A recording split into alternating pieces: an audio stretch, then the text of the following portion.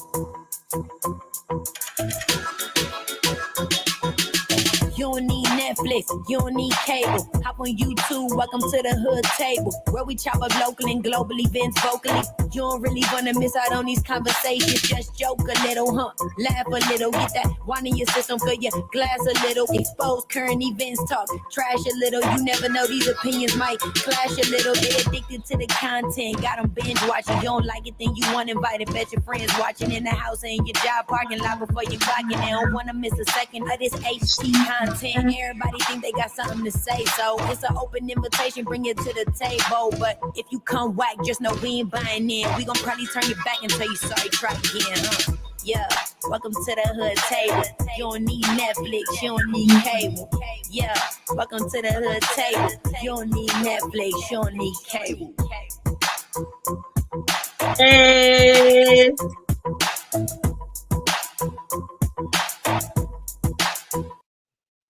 Hey, what's going on, everybody? How you doing? What's up, the Hood Table Squad, the Hood Table Nation? Everybody, please come on into the chat so we can go ahead and get through this review of Power Book 2 Ghost, Season 1, Episode 4. And the title of this episode was called The Prince. So I hope everybody had a chance to already watch the TV show. I know a lot of people, they do their reviews earlier in the day because some of them can watch it at midnight the night before, and a lot of people don't get to watch it though till like 7 p.m. the next day. So that's why I wait till 8 p.m., after I figure everybody who's watched it, can tune in and, hopefully chit chat with me about the show during my review. So anyway, come on in, kick off your shoes, get relaxed, hit the like button, hit the share button, and don't forget to subscribe to the Hood Table if you're not already subscribed. And you can also follow us on Facebook, Twitter, IG, and our personal website, which is thehoodtable.com. Over there, you can sign up for our monthly newsletters. I'll be sending out another newsletter in about a week because I normally do them at the beginning of the month. I only do one newsletter a month. So you don't have to worry about all this, all this emails from me because I do hate that. I hate when I sign up for stuff and I get emails like all the time. But anyway, when you sign up for our newsletter, which I send out once a month at the beginning of the month, from our thehoodtable.com website, again, I only send it out once a month. Also over there, we have a store link. So you can click on the store link. That'll take you to Teesprings, and you can purchase t-shirts, hoodies, face masks, coffee mugs, leggings, throw pillows, all kind of stuff. So please check out our The Hood Table website. And also, if you would like to join the Hood Table membership, the Hood Nation, all you have to do is click the join button, which is next to the subscribe button. Thursday at 8 o'clock p.m. Central Standard Time this Thursday, I'm doing another members only live. So everybody who signed up to become members, you can find the link Thursday after 5 p.m. on our community tab on the YouTube channel community tab. And it'll have a link. It'll say members only chat. It'll have a link, and that's the link that you click on to get to the 8 o'clock p.m. show. Anybody who's not a member, you will not be able to see that link or that post on the community tab. So only members will be able to see that. And with those members only lives, you get a chance to talk to me. It's more like a Q&A session. You can ask me questions, and I'll answer as long as it's not too out of line. And we just chit chat and chop it up and have a good time. So hopefully I'll see a lot of you guys Thursday at 8 p.m. If you are members. Again, if you would like to become a member, just hit the join button, which is next to the subscribe button. But anywho, let's get this party started. I'm gonna try to get through this quickly because I'm supposed to be expecting someone pretty shortly. But anywho, this episode again was called it's season 1, episode 4, called The Prince.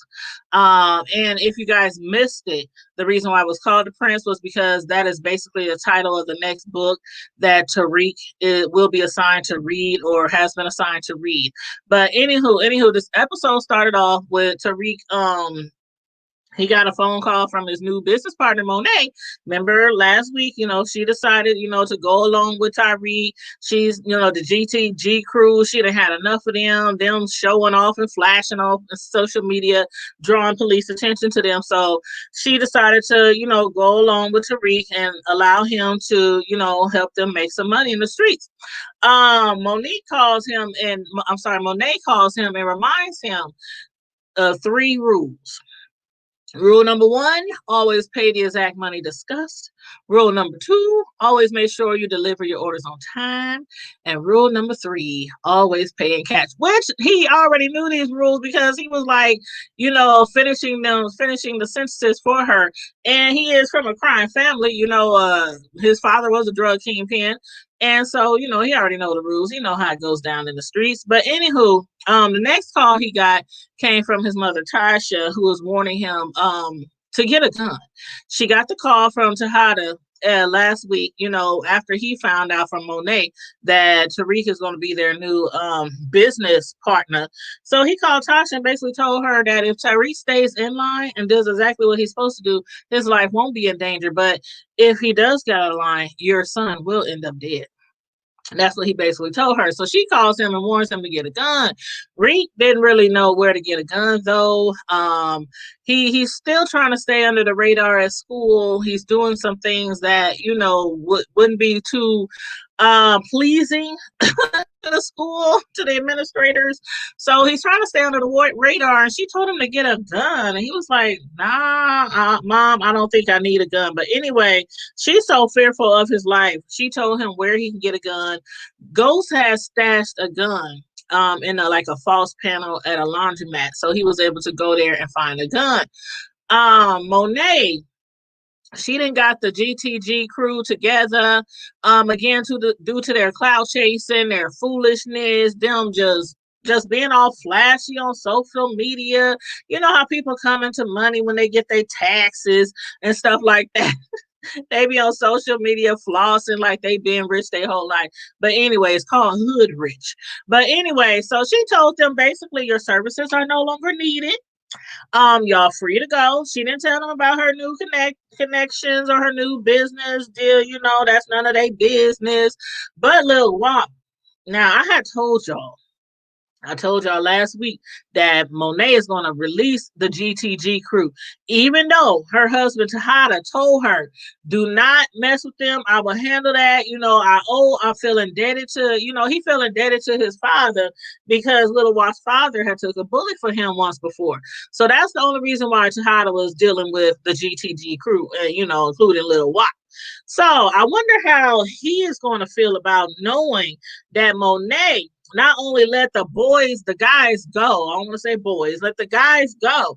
But afterwards, Little Watt was so pissed when she turned around and walked away. He muttered under his breath. You can hardly hear it.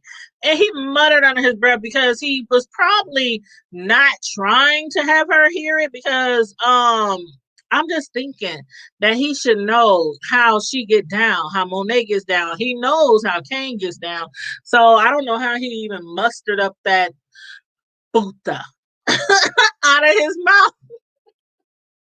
But he called her puta. She must have turned around and she was like, I dare you to say that to my face. I dare you to call me biatch or puta to my face.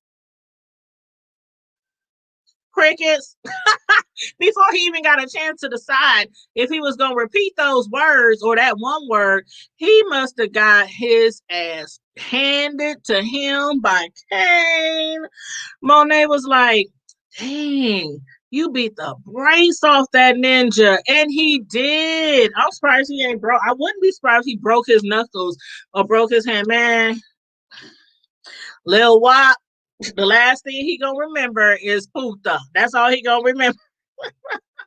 But anyway, he got the brakes beat off of him. Now again, I wonder how Tejada's gonna take all this. Is he gonna be cool with this or not? But anyway, Anyway, Tyreek, he meets up with Braden. Braden, he was so scared of Scott. Scared that Scott was going to come after him because Scott had threatened whoever is moving in on his territory and selling drugs on his turf, he's going to hand them out a whoop ass. So he goes to Tyreek and basically explains to him how he thinks that Scott will find out, but Tyreek tells him he's not going to find out. He don't know you behind it. And then Tariq comes up with this brilliant plan. Brilliant so far, that is.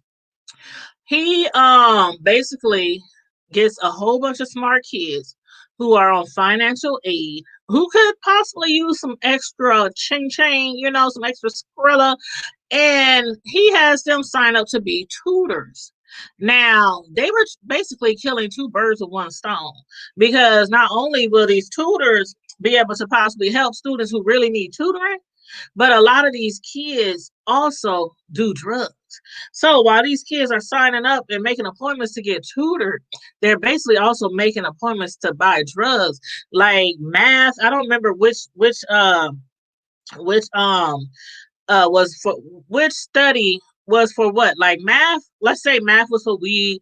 Let's say science was for pills. Let's say history was for meth. It was something like that. So whoever signed up for math tutoring would get like weed, whatever. So again, in essence, they were killing two birds with one stone. Tariq definitely got his business savvy, directly from his father. Directly from his father, like son. They was raking in all the money, all the money. But a lot of that money is going towards his mother's defense team, McLean and Paula, so concerned about how Tyreek is able to pay them. He just been handing them all this money, just racks on top of racks of money, and it's all in cash. So to cover them, and because of the fact that Tasha's freedom is on the line, their firm, the future of their firm is on the line. She doesn't want to risk any chances of him continuing to pay with cash because, for one, it really don't look good to be receiving that much cash. They need a paper trail.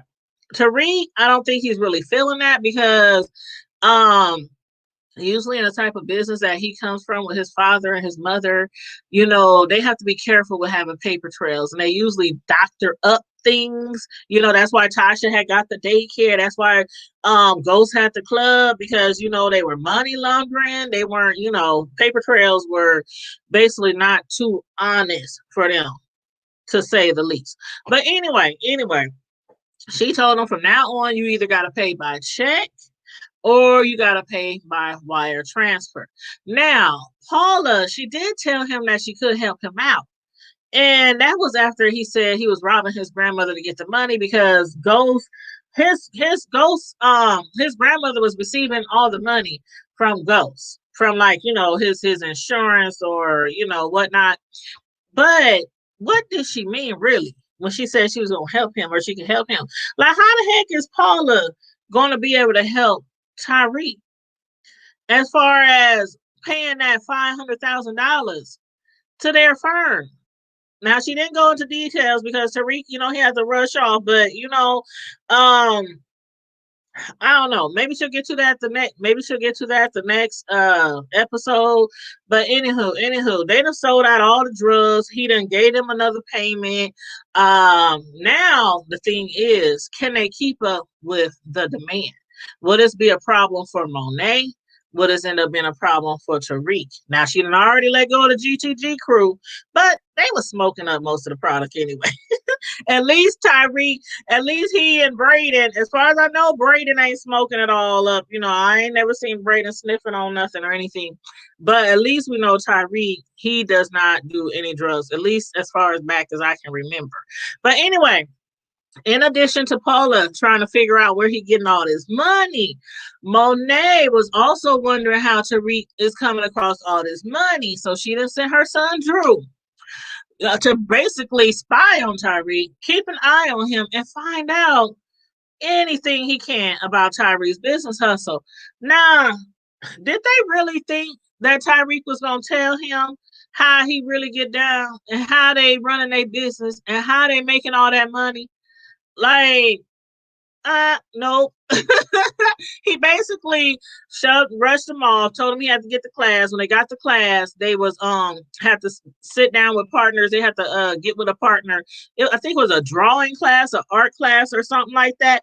Hey Edward, what's up? How you doing?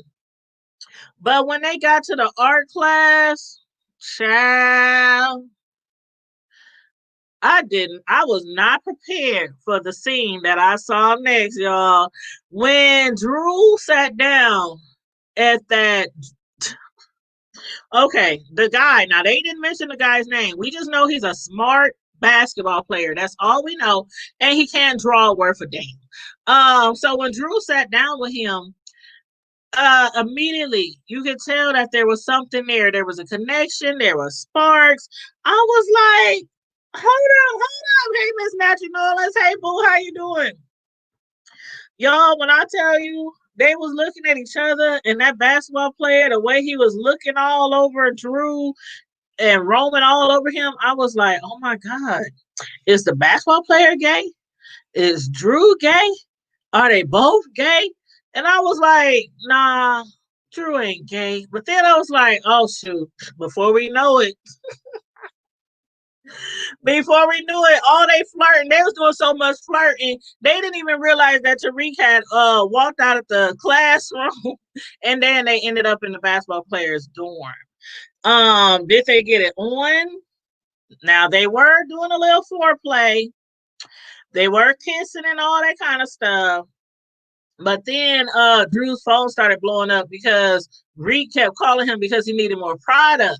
He was so tied up with the basketball player, he had to call his sister and tell her to provide Tariq with some more product. So they didn't show if they actually went all the way, but I'm assuming they did. I'm assuming they did. You said your mouth just dropped, child. I'm telling you, when I seen that scene, I was like, wow. Okay. So that was one of the crazy scenes, one of the craziest the surprises that we saw this episode. But you said he on the down low. Now, do you think he on the down low, or do you think okay, I'm wondering if his mother Monet really knows he's gay. Because like remember the conversation she had with him like towards the end when she ran across the artwork that he did as a basketball player. He had drew a picture of his chest and his tattoo and like the bottom half of his beard. It was a nice little artwork, nice little drawing.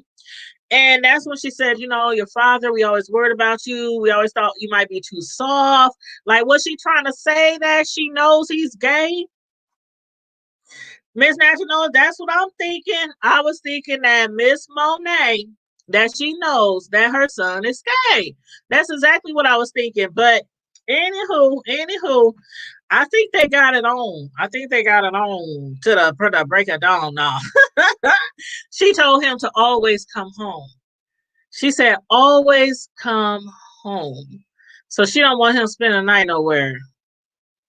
Mm-hmm. I don't know, child. But anyway. Okay, let's talk about Sax. Okay, Sax, Rodriguez, and Tate. Lord, all these deceitful people. They have all done deceitful things. They have all done illegal things, albeit that they are lawyers. I mean, they are police, federal officers.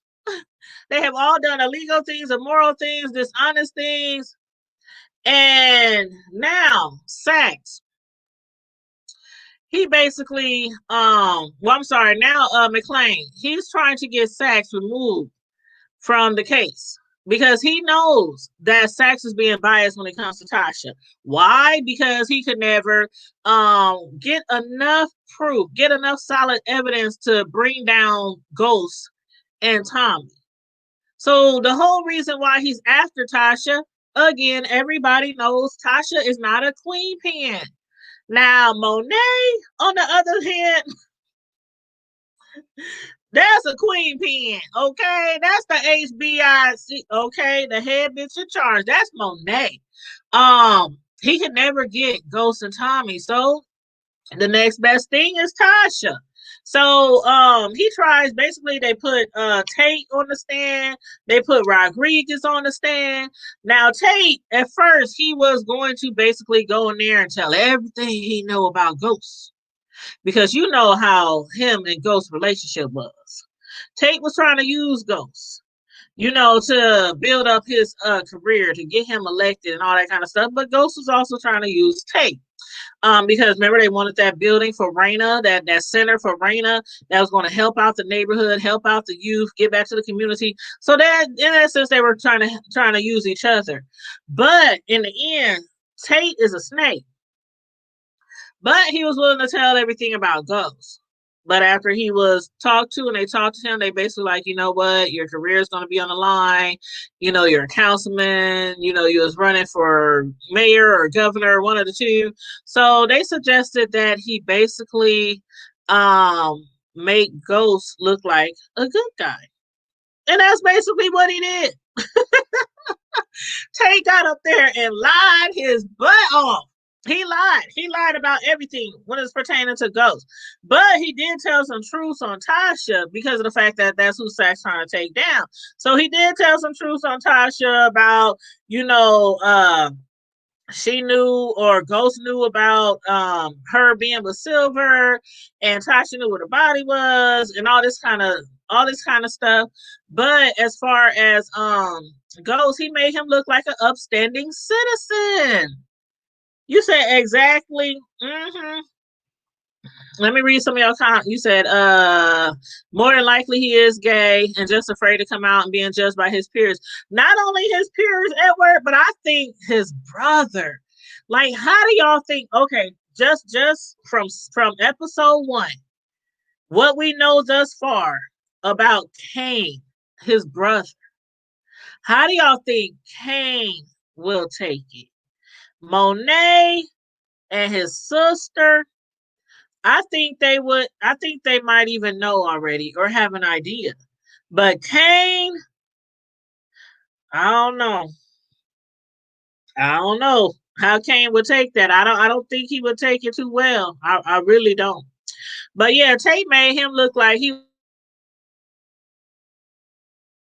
did tell how Tasha had strong armed him in such ways as like making him what she do? She made him help her secure a daycare, which she basically used as a front for her drug dealing. So he told on that. And then Rodriguez, on the other hand, she was up there being truthful on the stand. Rodriguez was being truthful on the stand. She went up there and told how Sack stole Silver's phone, planted it in Ghost's room, but they couldn't use that. They had to remove that, because she didn't have proof. She knew it. We all know it. We saw it, but she didn't see it with her own eyes, but she knew it. So they had to remove that from the evidence. But what she did also tell them was about how Sachs planted a bug on Proctor's daughter's book bag, her backpack, so he could eavesdrop on Proctor's conversation. He had no warrant for that. But despite both of their testimonies, neither Tate nor Rodriguez was enough for the judge to remove Sachs from the case. So he's still assigned to the case as of now. You said, asked him how he would take that, how he would take the basketball. Oh, shoot. You always getting on Tim. But also, as far as the love triangles, y'all, man, again, it was so many surprises this episode, so many surprises, like with Drew and the basketball player. And then, oh my God, can you believe Reynolds? Like, okay, Reynolds, he was messing around with Carrie, with Professor Milgram. Then she busted him. Well, she didn't bust him, but she overheard him having sex with one of his grad students, Melissa. Then Then this episode, he's up there at Lorman's house trying to get in good with her family because he's trying to get with another student. Now he's trying to get with Lorman. Oh my God. Carrie, she saw right through it. She saw right through him, and she told him how she knew that he slept with his grad student, and how she knew that he was trying to get with Melissa. But then I was confused. Like, one minute she's basically telling him, "I know you slept with your grad student." I'm thinking she might try to blackmail him or something. Then she tells him how she knows he's trying to get with Lauren, and then he accuses her of being jealous. And the next thing you know, she starts taking off her clothes, taking off his clothes. They went from cussing and fussing and arguing and fighting to her riding him till 5 a.m. Well, I'm like, what the hell? I didn't like child. I don't know. I don't know. Like, do these two have some type of important role in this show? I'm just kind of confused. I mean, I don't know. I don't know. Maybe within the next few episodes. Because right now I'm like, I don't even understand the importance of them two in the show. If y'all understand the importance, please let me know. I'm all ears. Hey, Miss Sislo, how you doing? I don't like Reynolds either. Miss Naturally Knowns. I don't like him either. He's a scumbag. He is a scumbag. You said lots of people say it was a useless sex scene. Man, I just and then you know what? Was it you, Miss Natural New Orleans, or was it somebody else who said last episode that they think that the reason why she was seeing a what was it, not a mentor, not a counselor, a sponsor, that the reason why she was seeing a sponsor was because of the fact that she was addicted to sex? Somebody might be on to something because they never said why she was seeing a sponsor. It could be a multitude of things: drugs, liquor, sex, I don't know, gambling.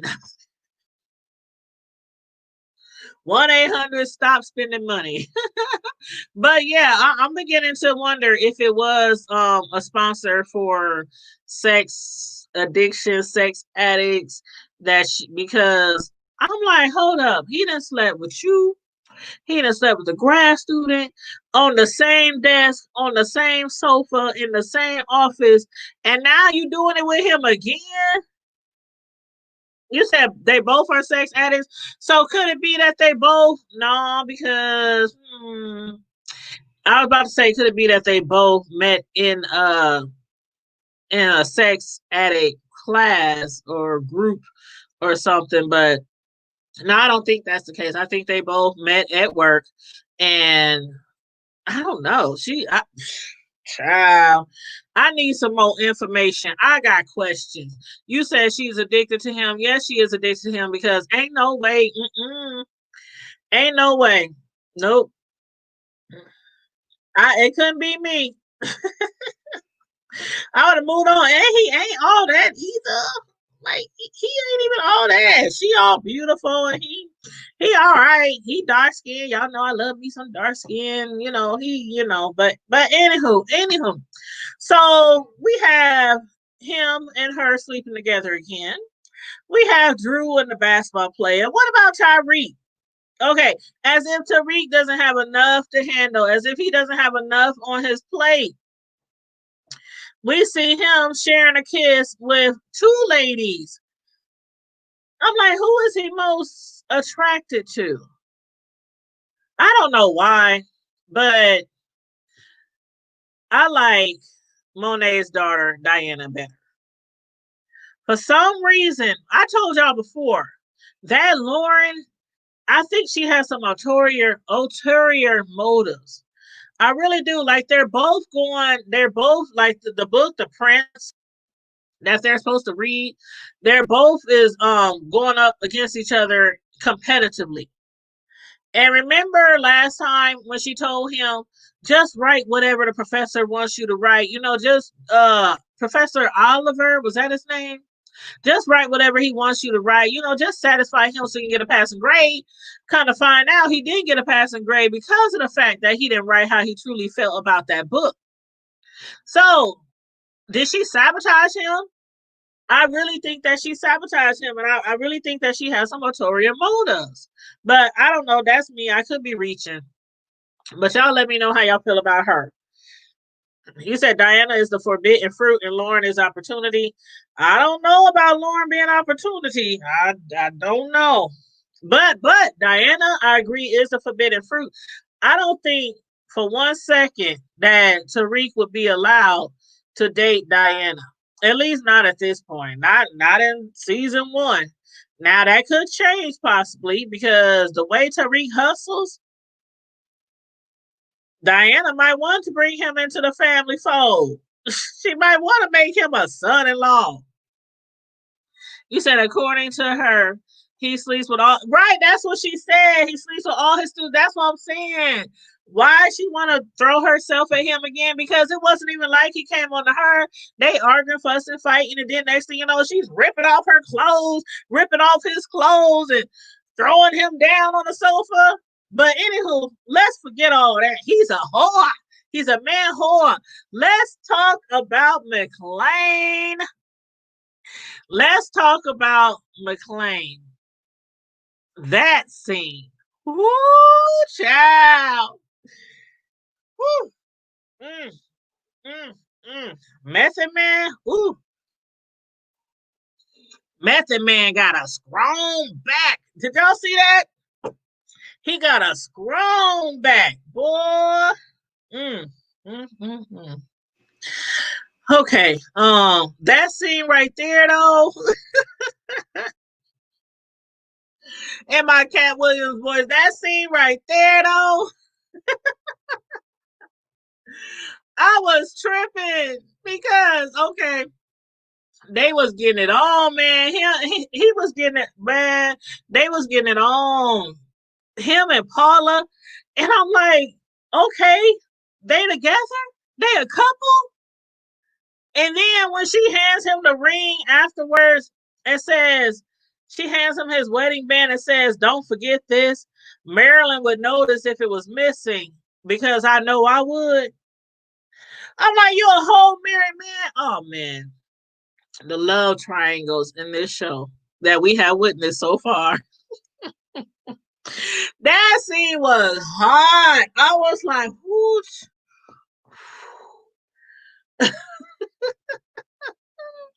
I didn't expect to see that. I did not expect, just like I didn't expect to see Drew and that man get together. I did not expect to see that. But ooh, we child. You said this is going to be the Ghost Angie relationship for Tariq and Lauren. You think so? I I don't know. I'm not feeling Lauren. Yay. Am I the only one that's not feeling Lauren? I'm telling you. I'm telling y'all. Mark my words. Mark my words. She ain't good for Tariq. But what do y'all think about we got a new character, another new character that came in. What was her name? The pink hair. Riley. Sax's niece. Now, Riley, like right after Sax got off the phone with John Mack, and him and John Mack was arguing because Sax, it seems like he was forced to get on this case by John Mack.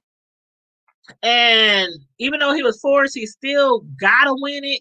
He has to, because again, he couldn't put down Tommy and Ghost. He couldn't put them in prison.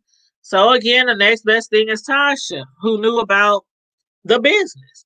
But when his when his niece came in there, the police had brought his niece in there because she had been busted for trying to buy drugs for her party. Now we know that he has her snooping around, spying. Everybody's spying on Tyreek. Everybody's spying on her. Drew spying on Tyreek. Riley spying on Tyreek. Also, Monet's daughter said that she'll figure out what's going on. She can figure out what Tariq is doing to make all that money. We know that Tariq is very smart. Very smart. He's brilliant. So I don't think that he would give any clues to Riley on what they're doing or how they doing it, how they making all that money. But what about Braden? I can see right now Braden giving up the 411 to Riley. I can see it now. I can see Riley, excuse me, I can see Riley pushing up on him, trying to get with him, flirt with him, especially after that scene where they was fighting at the end and he got into a fight with Scott. He was right though. He had told Tariq earlier in the show, he said, man, I think when Scott find out who's moving in on his turf, that Scott promised to hand out an ass whooping to whoever it was, selling on his turf. So Braden, he really didn't have that much to be afraid of because Braden, he was holding his own. I thought Braden was just going to get towed up, but he didn't. He held his own. But still, yeah, I think Braden might be the downfall. I really do. I think Braden might be the downfall. You said exactly. You said she's gonna get on. Miss Cicely, you said she's gonna get on too deep. You talking about Lauren or who are you talking about? I missed something. Oh, you mean Tariq and Diana? Mm-hmm. How do I tell my mom me and my middle school teacher had sex in after school detention? I don't know. Just tell her, whoever you are. Miss Sislow, can you handle that troll? Are you the only mod in the chat right now?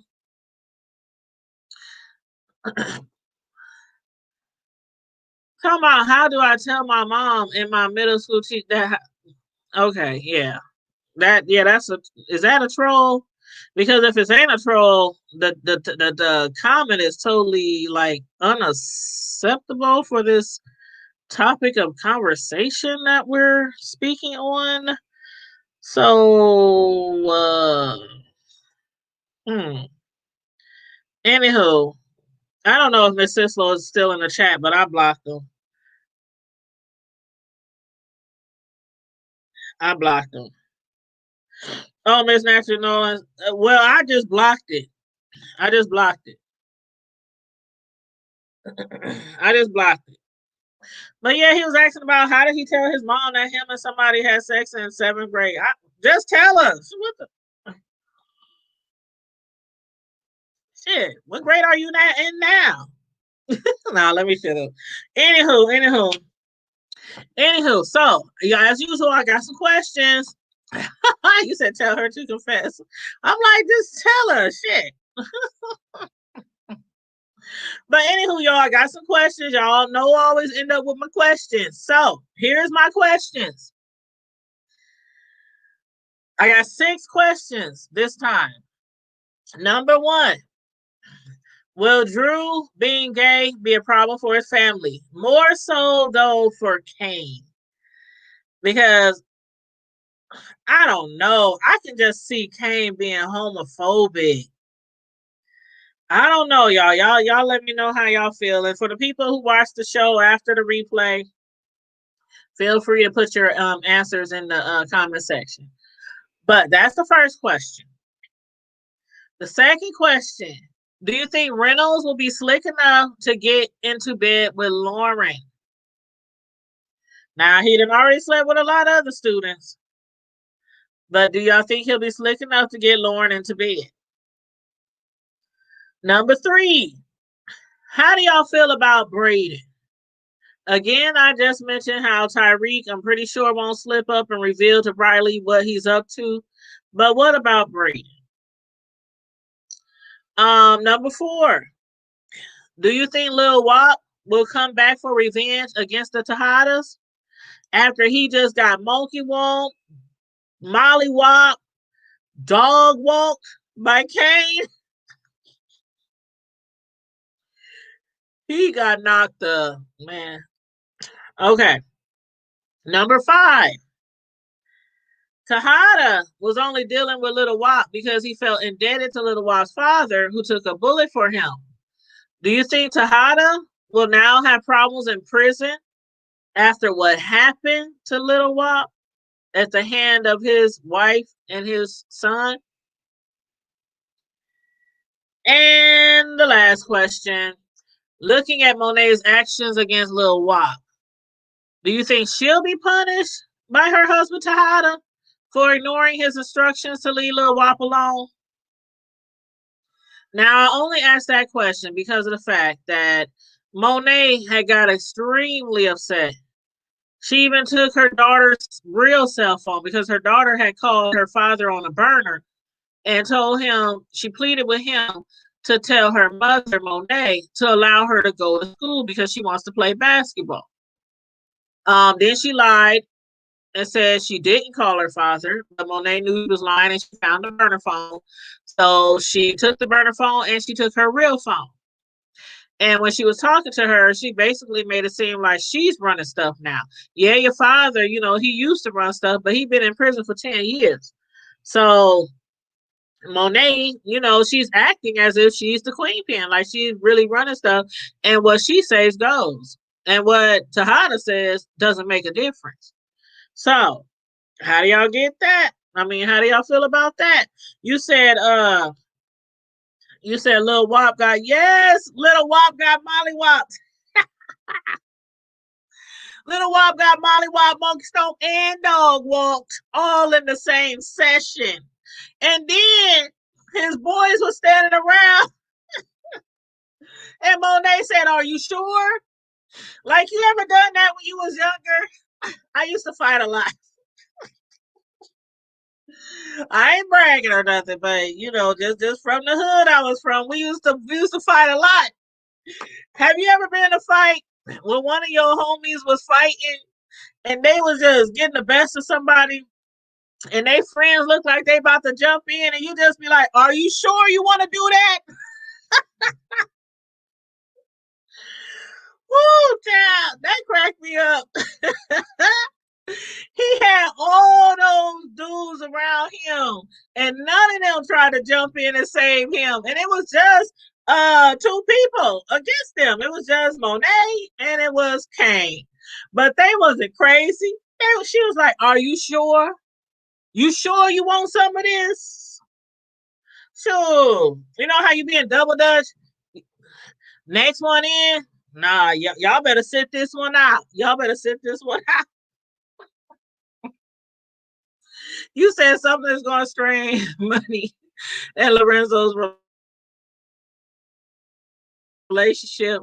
The next Monet. You said something's going to strain Tasha going to be the next. Oh, you think so? You know what? Tasha, we didn't get to see too much of Tasha this episode. The only thing we really saw Tasha do, I think it was like two small scenes Tasha was in, and one of them was when she told Tariq where the gun was stashed, so we could have, a piece for protection.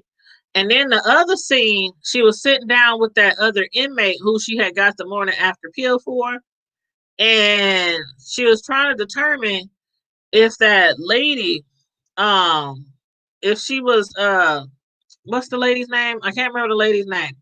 The marshal. I can't remember her real name, but she's a marshal, Officer Marshall, something like that.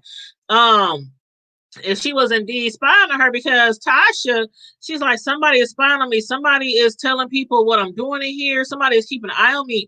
She thinks it's that lady, but it's really that guy, that Tejada guy, looking out and watching her and taking pictures of her and everything. So she's all wrong. She's all wrong. But yeah, it wasn't much of Tasha this episode. You said jumping niggas is weak and it shows that none of them can fight. Right. Now, I had told this story before when I had gotten a fight with somebody, some girl who wanted to fight me. And I didn't even know her. She lived down the street. I didn't even know her. She lived on my block and I still didn't know her. I mean, I knew of her. I would see her, but I didn't know her. But she kept telling people she wanted to fight me because she thought I was a blood because I wore a jacket that was with my high school name on it. And the jacket was red and white. But that was our school colors. So anyway, one day she came down to the basketball court where I was playing basketball with all the fellas because I always played basketball with the boys because I was a tomboy. And my homegirls didn't like playing basketball and stuff. But anyway, she come up to the basketball one court one day and she's just staring and stuff. And I'm like, who is this girl? And then it was like, that's the girl that said she's gonna fight you when she see you because she thinks you a blood or something. And I was like, what? Anyway, make the long story short, because I haven't told this story before. But anyway, we got to fight in, and I mean, man, it boy, that fight was I wish somebody recorded that. I mean, I wish y'all remember those fights. Y'all remember those videos called Ghetto Brawls? Do y'all remember that? It was people used to make videos and it was called Ghetto Brawls. They would record fights, then they would sell them on DVD. Anyway, one of my cousins had happened to get on one of them in California. She was out in California fighting some girl. But anyway, she got on there. I wish somebody would record that fight. Man, that fight was epic. But she had like 3, 4 girlfriend, homegirls standing around. And let's just say none of them wants to jump in because I dog walk, monkey stomped, molly whopped, they homegirl. And then on top of that, I had my bros, I had my homeboys, they was on the basketball court, so it wasn't nobody gonna jump me. But still, that moment when Monet said, "Are you sure?" Man, but anyway, I don't condone fighting. I don't condone fighting. I condone protecting yourself. I condone self-defense. If somebody put their hands on you, if you feel like your life is in danger, you better, man, you better break them off some. Drop them balls on them. He said World Star Hip Hop. Nah, it was, see, now it's World Star Hip Hop. Back in the day, it was called Ghetto Brawls. That was before everybody was all internet and social media and all that kind of stuff. You would buy them things on DVD. And everybody in our city had Ghetto Brawls. It was Ghetto Brawls #1. And it can be ordered online, by the way. You can still order those DVDs. But on Ghetto Brawls #1, one of my cousins is seen fighting some girl out in Cali when she used to live in California. That fight was everything, too. I was like, dang, cousin. But anywho, that's all I got for this episode. Now I have to figure out let's see, what's today? Sunday. No, Monday.